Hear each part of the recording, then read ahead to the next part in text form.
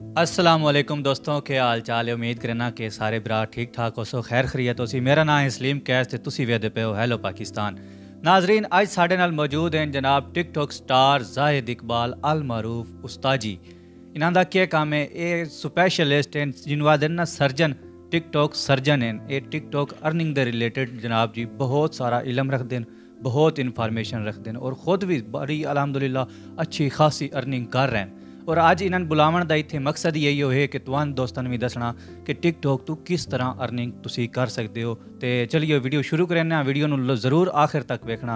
अस्सलाम वालेकुम उस्ताद जी, क्या हाल है? वालेकुम अस्सलाम, बिस्मिल्लाहिर्रहमानिर्रहीम, इय्याका नअबुदु व इय्याका नस्तईन। उस्ताद जी, आजकल हर बंदा टिकटॉक टिकटॉक टिकटॉक अर्निंग के पीछे पे हुआ। ये सब तो पहले तो ये सवाल क्लीयर करो कि वाकई टिकटॉक अर्निंग देंदी भी है कि कोई नहीं? टिकटॉक 100% अर्निंग दिंदी है, लेकिन सान लोगों को तरीका नहीं है, साडे कोल गाइडर नहीं है, साडे को नॉलेज नहीं है कि किस तरह टिकटॉक तो अर्निंग की जा सकती है। लेकिन अज की ये वीडियो वेखण तो बाद इंशाअल्लाह अल्हम्दुलिल्लाह मैं गरंटी ना लाग सकदा कि तुसी भी टिकटॉक तो अर्निंग करन दे काबिल हो वैसो। लेकिन शर्त है कि पूरी वीडियो वेखनी है, क्योंकि मैं अज की इस वीडियो दे विच उस्तादां कोलों A to Z सारा तरीक़ाकार पुछ के तुहानूं दसना कि किस तरह तुसी काम शुरू करना और किस तरह उस काम नूं मुकावना और उस तों अर्निंग लैनी है। तो उस्ताद जी, इस वास्ते सब तो पहले सन टिकटॉक तो अर्निंग करन केड़ा अकाउंट चाहिदा? सब तो पहले थानू जो पाकिस्तानी ओल्ड अकाउंट है थोड़ा, उस तो कोई फायदा नहीं। भावें 10 साल काम करो, भावें 5 साल काम करो, थोड़े कोल बेस होनी चाहिए सब तो पहले अकाउंट कि अकाउंट थोड़ा केड़ा है। थोड़े अकाउंट दे विच क्रिएटर टूल दे विच क्रिएटिविटी प्रोग्राम बीटा शो लाजमन होना चाहिए। उत्थों तुसी अपलाई करना है।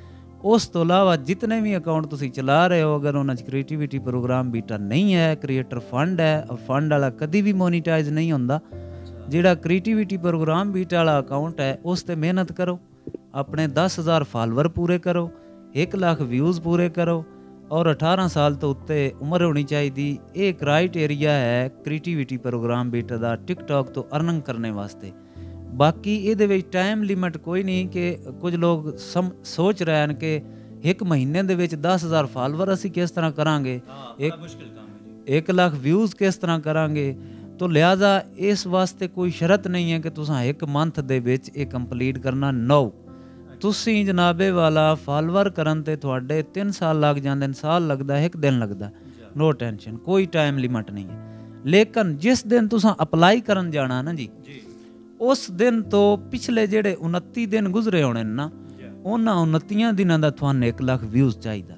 चाहे फॉलोवर करन ते तुहानूं जितना भी टाइम लगे, बेशक 1 दिन लगा भावें 1 साल लगा। जी बिल्कुल बिल्कुल सही पे आखदे हो। अच्छा उस्ताद जी, ये एक होर मसला है। जदों असां लोग अकाउंट बनाने तुसी जिस तरह के दस्या क्रिएटिव बीटा प्रोग्राम होना चाहिए उस अकाउंट दे विच लाजमी, और किवें आएगा, वो किस तरह आंदा है? क्रिएटिविटी प्रोग्राम बीटा जिहड़ा है वो पाकिस्तानी ओल्ड अकाउंट दे विच नहीं आंदा। तुहाडा अगर कोई कुलीग रिश्तेदार बाहर दे मुल्क बैठा है ना जी, ਉਹਦੇ ਕੋਲੋਂ ਤੁਸੀਂ ਅਕਾਊਂਟ ਕ੍ਰੀਏਟ ਕਰਵਾ ਕੇ ਤੇ ਉਸ ਨੂੰ ਇੱਥੇ ਪਾਕਿਸਤਾਨ ਦੇ ਵਿੱਚ ਚਲਾ ਸਕਦੇ ਹੋ, ਆਪਣਾ ਕੰਮ ਕਰ ਸਕਦੇ ਹੋ। ਪਾਕਿਸਤਾਨ ਦੇ ਵਿੱਚ ਵੀ ਮੁਮਕਿਨ ਹੈ ਇਹ ਅਕਾਊਂਟ ਬਣਾਉਣਾ ਕ੍ਰੀਏਟੀਵਿਟੀ ਪ੍ਰੋਗਰਾਮ ਬੀਟਾ ਵਾਲਾ। ਅੱਛਾ ਉਸਤਾਦ ਜੀ, ਜਿਹੜਾ ਅਸਾਂ UK ਦੇ ਵਿੱਚੋਂ USA ਦੇ ਵਿੱਚੋਂ ਕਿਸੇ ਵੀ ਕੁਲੀਗ ਦੇ ਜ਼ਰੀਏ ਅਕਾਊਂਟ ਬਣਵਾਉਣਾ ਹੈ, ਉਹਦੇ ਵਿੱਚ ਕਿਹੜੀ ਚੀਜ਼ਾਂ ਮੱਦੇ ਨਜ਼ਰ ਰੱਖਣੀਆਂ ਕਿ ਸਾਡਾ ਉਹ ਅਕਾਊਂਟ ਗਲਤ ਨਾ ਬਣੇ, ਸਾਡੀ ਉਹ ਰਿਕੁਆਇਰਮੈਂਟ ਤੇ ਪੂਰਾ ਉਤਰੇ? ਇਹਦੇ ਵਿੱਚ ਕੋਈ ਐਸੇ ਸਟੈਪ, ਕੁਝ ਐਸੀ ਇਹਤਿਆਤਾਂ ਜਿਹੜੀਆਂ ਹੁੰਦੀਆਂ ਨੇ ਉਹ ਸੰਦਾ ਛੋੜੋ। ਉਸ ਨੂੰ ਚੈੱਕ ਕਰਨ ਦਾ ਤਰੀਕਾ ਇਹ ਹੈ ਕਿ ਵਾਕਈ ਤੁਹਾਡਾ ਅਰਨਿੰਗ ਵਾਲਾ ਅਕਾਊਂਟ ਬਣਿਆ ਜਾਂ ਦੂਸਰਾ ਬਣਿਆ। ਚੈੱਕ ਕਰਨ ਵਾਸਤੇ ਤੁਸੀਂ ਆਪਣੇ ਮੋਬਾਈਲ ਦੀ ਪ੍ਰੋਫਾਈਲ ਦੇ ਵਿੱਚ ਜਾਓ, ਆਪਣੇ ਟਿਕਟੌਕ ਅਕਾਊਂਟ ਦੀ ਪ੍ਰੋਫਾਈਲ 'ਚ ਜਾਓ, ਸੈਟਿੰਗ ਖੋਲੋ, ਸੈਟਿੰਗ ਦੇ ਵਿੱਚ ਕ੍ਰੀਏਟਰ ਟੂਲ ਓਪਨ ਕਰੋ। ਉਹਦੇ ਵਿੱਚ ਚੈੱਕ ਕਰੋ ਕਿ ਕ੍ਰੀਏਟੀਵਿਟੀ ਪ੍ਰੋਗਰਾਮ ਬੇਟਾ ਸ਼ੋ ਹੋ ਰਿਹਾ। ਅਗਰ ਹੋ ਰਿਹਾ तो ओरिजिनल कंटेंट एक मतलब बड़ी ज़रूरी गल वो ओरिजिनल अकाउंट है। ज़रूरी गल ये है कि तुहाडा वो अकाउंट तुहाडी नॉर्मल प्ले स्टोर वाली टिकटॉक ते लॉगिन होना चाहिए, ना कि कोई मॉडिफाई वर्जन या इस तरह का कोई अनलॉक वर्जन ते नहीं होना चाहिए। अगर नॉर्मल प्ले स्टोर वाली जिहड़ी साडे पाकिस्तान दे लीगल है ਉਹਦੇ ਉੱਤੇ लॉगिन होना चाहिए। फिर भी अगर क्रिएटिविटी प्रोग्राम बीटा शो हो रहा तो तुहाडा अकाउंट 100% अर्निंग वाला है। ये कल नूं इत्थों अप्लाई भी हो सी, मोनीटाइज भी हो सी और इंशाल्लाह अर्निंग भी होंदी। ਉਸਤਾਦ ਜੀ ਇਹਦੇ ਵਿੱਚ ਸਾਨੂੰ ਜਿਹੜਾ ਨਾਂ ਲਿਖਣਾ ਹੈ ਅਕਾਊਂਟ ਦਾ ਜਾਂ ਜਿਹੜੀ ਉਹਦੇ ਵਿੱਚ ਡੇਟ ਆਫ ਬਰਥ ਦੇਣੀ ਹੈ, ਉਹਦੇ ਵਿੱਚ ਪਾਸਵਰਡ ਲਾਣਾ, ਇਸ ਦੇ ਹਵਾਲੇ ਨਾਲ ਕੋਈ ਹੈ ਇਹਤਿਆਤਾਂ? ਜੀ ਬਿਲਕੁਲ, ਤਾਂ ਕਿ ਕੱਲ੍ਹ ਨੂੰ ਕੋਈ ਮੋਨੋਟਾਈਜੇਸ਼ਨ ਦੇ ਵਿੱਚ ਇਸ਼ੂ ਨਾ ਬਣੇ। ਆਵਾਮ ਜਿਸ ਟਾਈਮ ਮੋਨੋਟਾਈਜ਼ ਕਰਦੀ ਹੈ ਨਾ ਅਕਾਊਂਟ ਨੂੰ, ਤੇ ਉਸ ਟਾਈਮ ਵੀ ਜ਼ਿਆਦਾ ਇਸ਼ੂ ਖੜੇ ਹੋ ਆਉਂਦੇ ਨੇ ਕਿ ਤੁਹਾਡੀ ਡੇਟ ਆਫ ਬਰਥ ਗਲਤ ਹੈ, ਤੁਹਾਡਾ ਨਾਂ ਗਲਤ ਹੈ, ਇਹ ਉਹ ਠੀਕ ਐਡਰੈਸ ਨਹੀਂ ਸਹੀ, ਇਸ ਤਰ੍ਹਾਂ ਦੇ ਢੇਰ ਸਾਰੇ ਮਾਮਲਾਤ ਹੁੰਦੇ ਨੇ। ਉਹਦੀ ਕੋਈ ਇਹਤਿਆਤਾਂ ਸੰਦਾ ਛੋੜੋ ਅਕਾਊਂਟ ਬਣਾਉਣ ਵਾਲੇ ਜਿਹੜੀ ਅਸੀਂ ਆਪਣੇ ਜ਼ਿਹਨ 'ਚ ਰੱਖਣੀਆਂ। ਜਿਸ ਟਾਈਮ ਤੁਸੀਂ ਬਿਸਮਿल्ला ਕਰਨੀ ਹੈ ਨਾ ਅਕਾਊਂਟ ਬਣਵਾਉਣਾ, ਤੇ ਸਭ ਤੋਂ ਪਹਿਲੀ ਚੀਜ਼ ਤਾਂ ਇਹ ਕਿ ਕਿਸ ਤਰ੍ਹਾਂ ਉਹਨੂੰ ਚੈੱਕ ਕਰਨਾ, ਉਹ ਤੁਹਾਨੂੰ ਮੈਂ ਦੱਸ ਦਿੱਤਾ। ਹੁਣ ਗੱਲ ਇਹ ਆ ਗਈ ਕਿ ਇਹਦੇ ਵਿੱਚ ਅੱਗੇ ਜਦੋਂ ਅਪਲਾਈ ਕਰਦੇ ਹੋ ਉਹਦੇ 'ਚ ਕੀ ਇਸ਼ੂ ਆ ਸਕਦਾ। ਉਹਦੇ ਵਿੱਚ ਨਾ ਤੁਸੀਂ ਜਿਸ ਟਾਈਮ ਬੇਸ ਰੱਖਦੇ ਹੋ ਨਾ ਆਪਣਾ ਸ਼ੁਰੂ ਕਰਦੇ ਹੋ, ਤੇ ਇਹ ਵੇਖਣਾ ਹੈ, ਫਰਜ਼ ਹੈ ਤੁਹਾਡਾ ਕਿ ਤੁਹਾਡਾ ਜਿਹੜਾ ਜੀਮੇਲ ਹੈ, ਚਾਹੇ ਪਾਕਿਸਤਾਨ ਦਾ ਹੈ ਚਾਹੇ ਬਾਹਰ ਦਾ ਹੈ, ਉਹਦੇ ਵਿੱਚ date of birth ID card ਵਾਲੀ ਸਹੀ ਲਾ ਕੇ ਆਪਣਾ ਤੁਸੀਂ ਜੀਮੇਲ ਬਣਾਉਣਾ। Main point. ਦੂਸਰਾ ਪੁਆਇੰਟ ਇਹ ਹੈ ਕਿ ਤੁਸੀਂ ਆਪਣਾ ਫ਼ੋਨ ਨੰਬਰ ਲਾਣਾ, ਕਿਉਂਕਿ ਖਾਲੀ ਜੀਮੇਲ ਤੇ ਟਿਕਟੋਕ ਵੈਲਿਊ ਹੀ ਨਹੀਂ ਦਿੰਦਾ ਉਸ ਅਕਾਊਂਟ ਨੂੰ ਜਿਹੜਾ ਖਾਲੀ ਜੀਮੇਲ ਤੇ ਬਣਿਆ ਹੁੰਦਾ। ਉਹਦੀ ਵਜ੍ਹਾ ਇਹ ਹੈ ਕਿ ਕੰਪਿਊਟਰ ਤੇ ਬਹਿ ਕੇ ਲੋਕ ਨਾ ਬਣਾ ਰਹੇ ਹੁੰਦੇ ਨੇ ਅਕਾਊਂਟ, ਤੇ ਉਹ ਮਰ ਜੀਮੇਲ ਤੇ ਹੀ ਹੁੰਦੇ ਨੇ ਜ਼ਿਆਦਾ। ਤੋ ਟਿਕਟੋਕ ਦੀ ਨਜ਼ਰਾਂ 'ਚ ਉਸ ਅਕਾਊਂਟ ਦੀ ਜ਼ਿਆਦਾ ਵੈਲਿਊ, ਉਹਨੂੰ ਗਰੋ ਜ਼ਿਆਦਾ ਕਰਮਦਾ ਜਿਸ ਦਾ ਫ਼ੋਨ ਨੰਬਰ ਨਾਲ ਐਡ ਹੁੰਦਾ। ਡੇਟ ਆਫ ਬਰਥ ਵਾਲੀ ਗਲਤੀ ਤੁਸੀਂ ਬਿਲਕੁਲ ਨਹੀਂ ਕਰਨੀ। ਅਗਰ ਖੁਦਾ ਨਾ ਖਾਸਤਾ ਕਿਸੇ ਕੋਲੋਂ ਇਹ ਗਲਤੀ ਹੋ ਵੈਂਦੀ ਹੈ, ਉਸ ਆਪਣੀ ਡੇਟ ਆਫ ਬਰਥ ਨਹੀਂ ਸਹੀ ਲਾਈ ਹੈ, ਉਹ ਆਪਣੇ ਮੋਬਾਈਲ ਦੀ ਟਿਕਟੋਕ ਦਾ ਅਕਾਊਂਟ ਓਪਨ ਕਰੇ, ਉਹਦੀ ਸੈਟਿੰਗ 'ਚ ਜਾਵੇ, ਸਟੈਪ 2 ਵੈਰੀਫਿਕੇਸ਼ਨ ਹੁੰਦੀ ਹੈ, 2 ਸਟੈਪ ਵੈਰੀਫਿਕੇਸ਼ਨ, ਉਹਦੇ ਵਿੱਚ ਜਾ ਕੇ ਤੇ ਆਪਣਾ ਜਨਾਬੇ ਵਾਲਾ ਫ਼ੋਨ ਨੰਬਰ ਐਡ ਕਰੇ। ਫ਼ੋਨ ਨੰਬਰ ਦਾ ਆਪਸ਼ਨ ਹੁੰਦਾ ਹੈ, ਪਾਸਵਰਡ ਦਾ ਆਪਸ਼ਨ ਹੁੰਦਾ ਹੈ, ਪਾਸਵਰਡ ਫ਼ੋਨ ਨੰਬਰ ਔਨ ਕਰਕੇ ਜੀਮੇਲ ਰਿਮੂਵ ਕਰ ਦੇਵੇ। ਜੀਮੇਲ ਰਿਮੂਵ ਕਰਨ ਵਾਸਤੇ ਵੀ ਜਿਹੜਾ ਜੀਮੇਲ ਪਹਿਲੇ ਲੱਗਾ ਹੁੰਦਾ ਹੈ ਉਸ 'ਤੇ ਪਾਸਵਰਡ ਜਾਣਾ ਹੁੰਦਾ 6 ਹਿੱਸਿਆਂ ਦਾ, ਉਹ ਪਾਸਵਰਡ ਲਗਾਓ ਔਰ ਉਸ ਨੂੰ ਰਿਮੂਵ ਕਰ ਦਿਓ, ਠੀਕ ਹੈ। ਜਾਂ ਅਗਰ ਇਹ ਨਹੀਂ ਕਰ ਸਕਦੇ ਤੇ ਫਿਰ ਉਸ ਅਕਾਊਂਟ ਆਪਣੇ ਜੀਮੇਲ ਦੀ ਤੁਸੀਂ ਜੀਮੇਲ ਐਪ 'ਤੇ ਜਾ ਕੇ ਉੱਥੋਂ ਪਰਸਨਲ ਇਨਫੋਰਮੇਸ਼ਨ ਦੇ ਵਿੱਚ ਜਾ ਕੇ ਤੁਸੀਂ ਆਪਣੀ ਡੇਟ ਆਫ ਬਰਥ 16 ਆਨੇ ਸਹੀ ਕਰ ਸਕਦੇ ਹੋ। ਹਾਂ, ਯਾਨੀ ਕਿ ਤੁਹਾਡੇ ਆਖਣ ਦਾ ਸਾਫ਼ ਤੇ ਜ਼ਰਾ ਆਸਾਨ ਲਫ਼ਜ਼ਾਂ ਦਾ ਆਖ ਸੁਣਾ, ਜਾਂ ਤਾਂ ਈਮੇਲ ਦੇ ਵਿੱਚ ਜਾ ਕੇ ਉਸ ਦੀ ਡੇਟ ਆਫ ਬਰਥ ਚੇਂਜ ਕਰ ਲਓ, ਇਹ ਅਗਰ ਸਟੈਪ ਸੌਖਾ ਲੱਗਦਾ, ਜਾਂ ਫਿਰ ਆਪਣੇ ਟਿਕਟੋਕ ਅਕਾਊਂਟ 'ਚ ਆ ਕੇ ਈਮੇਲ ਆਪਣੀ ਚੇਂਜ ਕਰ ਲਓ, ਜਿਹੜਾ ਤੁਹਾਨੂੰ ਸਟੈਪ ਸੌਖਾ ਲੱਗੇ। ਅੱਛਾ ਉਸਤਾਦ ਜੀ, ਅਗਰ ਸਾਡਾ USA ਦਾ ਅਕਾਊਂਟ ਵੀ ਬਣ ਗਿਆ ਹੈ, ਉਹਦੇ ਵਿੱਚ ਕ੍ਰੀਏਟਿਵ ਬੀਟਾ ਪ੍ਰੋਗਰਾਮ ਵੀ ਆ ਗਿਆ ਹੈ, ਕਿਆ ਹੁਣ ਅਸੀਂ ਉਸ ਤੋਂ ਅਰਨਿੰਗ ਕਰਨ ਵਾਸਤੇ ਸਾਨੂੰ ਵੀਡੀਓ ਕਿਸ ਤਰ੍ਹਾਂ ਦੀ ਪਾਉਣੀਆਂ ਚਾਹੀਦੀਆਂ? ਵੀਡੀਓ ਜਿਹੜਾ ਨਾ ਜੀ ਟਿਕਟੋਕ ਦਾ ਸਿਲਸਿਲਾ ਸਭ ਤੋਂ ਅੱਛੀ ਜਿਹੜੀ ਹੈ ਨਾ ਵੀਡੀਓ, ਉਹ ਤੁਹਾਡੀ ਆਪਣੀ ਵਾਇਸ 'ਤੇ ਤੁਹਾਡਾ ਜ਼ਾਤੀ ਚਿਹਰਾ ਹੋਵੇ, ਵਿੱਚ ਤੁਹਾਡੀ ਆਪਣੀ ਵਾਇਸ ਹੋਵੇ, ਸਭ ਤੋਂ ਅੱਛਾ ਕੰਟੈਂਟ ਔਰ ਓਰੀਜਨੈਲਿਟੀ ਵਾਲਾ ਜਿਹੜਾ ਹੈ ਨਾ ਉਹ ਇਹ, ਕਿਉਂਕਿ ਟਿਕਟੋਕ ਦੀ ਰਿਕੁਆਇਰਮੈਂਟ ਇਹ ਹੈ ਕਿ ਅਸਲੀ ਕ੍ਰੀਏਟ ਵੀਡੀਓ, ਆਪਣੀ ਜ਼ਾਤੀ ਵੀਡੀਓ ਕ੍ਰੀਏਟ ਕਰੋ। ਲੈਂਗੁਏਜ ਦਾ ਕੋਈ ਇਸ਼ੂ ਨਹੀਂ ਹੁੰਦਾ। ਮੈਂ ਖੁਦ ਮਤਲਬ ਬਣਾਉਂਦਾ ਠੋਸ ਪੰਜਾਬੀ, ਜਿਸ ਤਰ੍ਹਾਂ ਮੈਂ ਬੋਲ ਰਿਹਾ ਹੁਣ ਕੁਝ ਬਿਹਤਰ ਬੋਲ ਰਿਹਾ ਵੀਡੀਓ 'ਚ, ਤੇ ਮੈਂ ਇਸ ਤੋਂ ਵੀ ਥੱਕੀ ਹੀ ਬੋਲਦਾ, ਲੇਕਿਨ ਉਹ ਚਲਦੀ ਪਈ ਹੈ ਅਲਹਮਦੁਲਿਲਾ। ਤਾਂ ਗੱਲ ਇਹ ਹੈ ਕਿ ਤੁਹਾਡੀ ਆਪਣੀ ਵਾਇਸ, ਤੁਹਾਡੀ ਆਪਣੀ ਜ਼ਬਾਨ, ਪਸ਼ਤੋ, ਪੰਜਾਬੀ, ਸਿੰਧੀ ਜੋ ਵੀ ਹੈ, ਤੁਸੀਂ ਉਹਨੂੰ ਇੱਕ ਤੇ ਉੱਤੇ ਲੈ ਆਓ, ਉਸ ਨੂੰ ਪ੍ਰਮੋਟ ਕਰੋ। ਮੈਂ ਜਿਸ ਤਰ੍ਹਾਂ ਆਪਣੀ ਪੰਜਾਬੀ ਨੂੰ ਪ੍ਰਮੋਟ ਕਰ ਰਿਹਾ, ਹੋਰ ਅੰਡਰ ਮੈਟਰਿਕ ਆ, ਮੈਂ ਇੰਗਲਿਸ਼ ਵੀ ਬੋਲ ਸਕਦਾ, ਉਰਦੂ ਵੀ ਬੋਲ ਸਕਦਾ, ਲੇਕਿਨ ਸਭ ਤੋਂ ਬੈਸਟ ਚੀਜ਼ ਹੈ ਕਿ ਤੁਸੀਂ ਆਪਣੀ ਮਾਦਰੀ ਜ਼ਬਾਨ ਬੋਲੋ।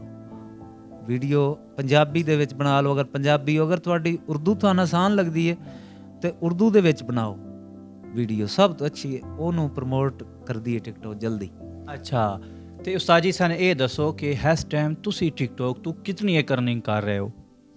ਹਾਂ, ਇਹ ਸੌਰੀ, ਮੈਂ ਤੁਹਾਡੇ ਸਵਾਲ ਤੋਂ ਪਹਿਲੇ ਇੱਕ ਹੋਰ ਜਵਾਬ ਦੇਣਾ ਚਾਹੁੰਦਾ ਕਿ ਕਾफ़ी आवाम परेशान है कि टिकटॉक तो अर्निंग भी हो गई, ठीक है, स्टार्ट हो गई, मोनीटाइज भी हो गया, सारे डॉलर आन लग पे, लेकिन असी वसूल किस तरह करने? असी वो डॉलर कढ़ावने किवें? ज़ाहिरी गल है, जदों तक टिकटॉक दे विच पए हो तुहानूं दा कख नहीं फायदा।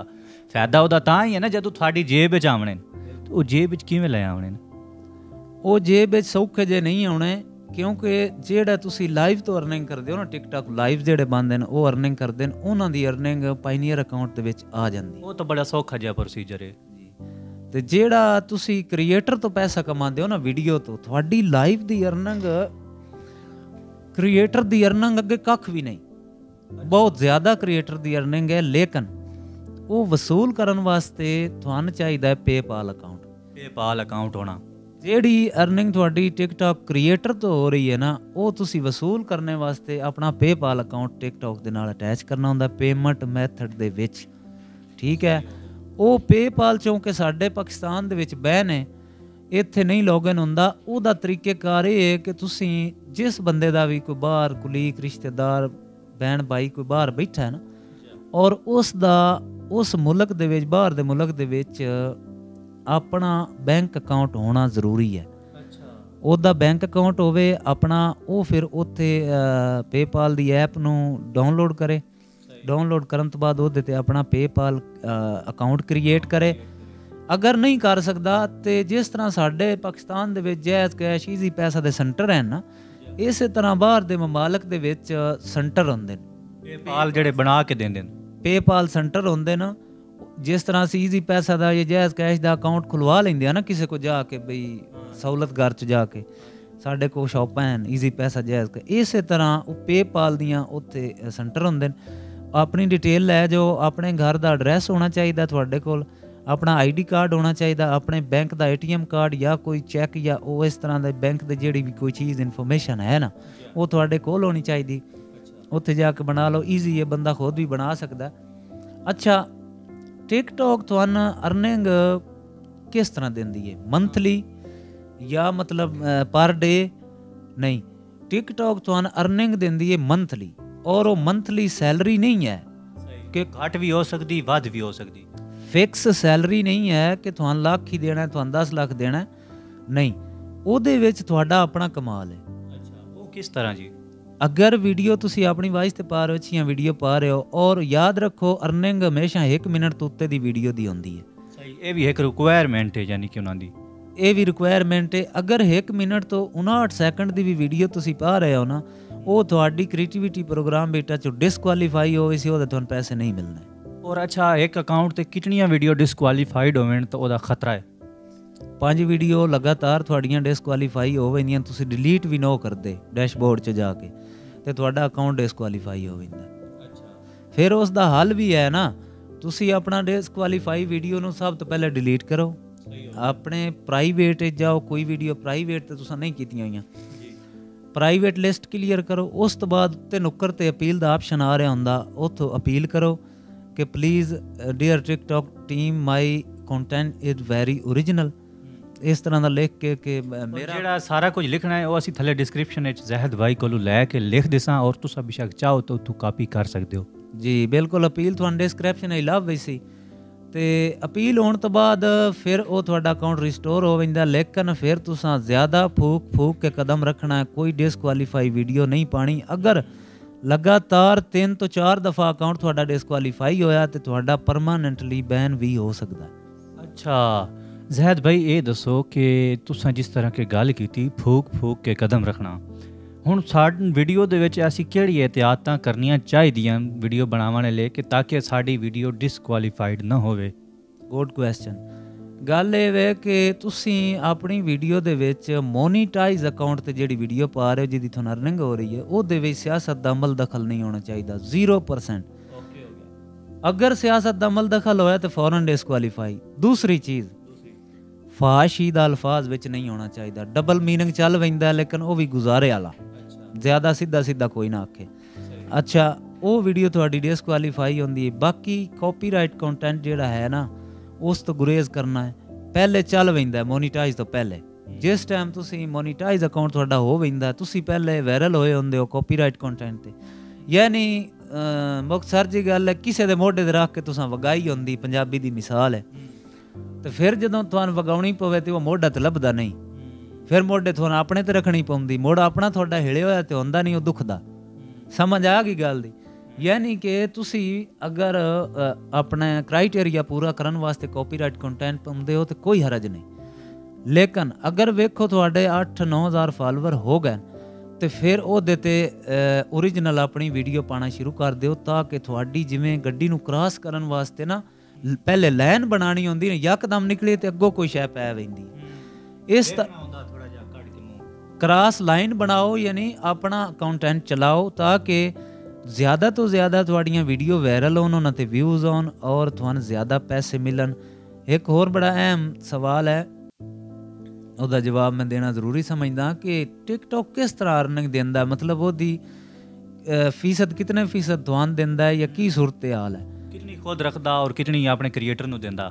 ਬਿਲਕੁਲ। ਇੱਕ ਨਾ ਮਿਸਤਰੀ ਨਾਲ ਮਜ਼ਦੂਰ ਲੱਗ ਪਾਉਂਦਾ ਨਾ ਜਿੱਤੇ ਉਹਦੀ ਦਿਹਾੜੀ ਫਿਕਸ ਹੋ ਜਾਂਦੀ ਕਿ ਤੈਨੂੰ 800 ਰੁਪਈਆ ਦਿਹਾੜੀ ਲੱਭਣੀ ਜਾਂ 2000 ਲੱਭਣੀ।